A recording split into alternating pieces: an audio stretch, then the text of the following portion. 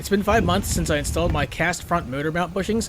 I'm going to take them out and see how they're holding up. Then I'll swap in this polyurethane filled stock motor mount so I can start testing it out. I'm using my 1/2-inch breaker bar with a 19mm socket to break this bolt free. Now that it's loose, I'll use my socket wrench to get it the rest of the way out. Here's what the bolt looks like. It comes out easily because this mount doesn't support the engine's weight. It just absorbs the force when the engine tilts from accelerating.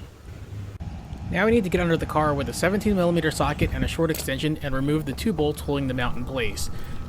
There's going to be an opening right around here, and then another one behind it. Once the 2 bolts are out, we can just reach down here, grab the mount, and pull it up and out. It's a bit dirty, but it appears undamaged. Here's a closer look. No issues whatsoever. The usual place for these to start failing is where the sleeve goes through the middle, but it's just as tight and secure as the day I installed them. Now to install the polyurethane filled stock motor mount. I'm going to reinstall the long bolt first to keep the mount from moving around.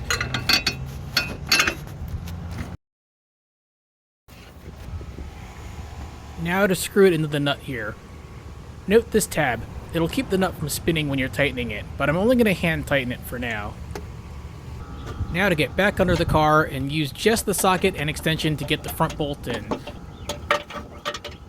Then we'll do the back. Now tighten both bolts hand tight with the socket wrench. Grab your torque wrench and tighten both bolts to 38 foot-pounds. Now we can tighten the large 19mm bolt with our socket wrench and then follow up with a torque wrench set to 70 foot-pounds.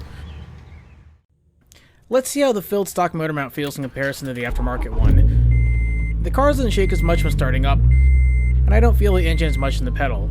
This is most likely because of the small section of rubber that's still left in the center of the mount.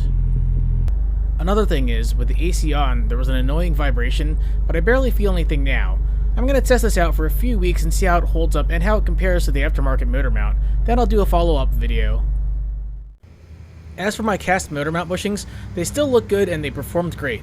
I only had minor vibrations at idle, and that's because I went with 88 hardness. I'm glad my 3D printed mold idea worked out. If you haven't hit subscribe to my channel yet, please do so now, and as always, thank you for watching.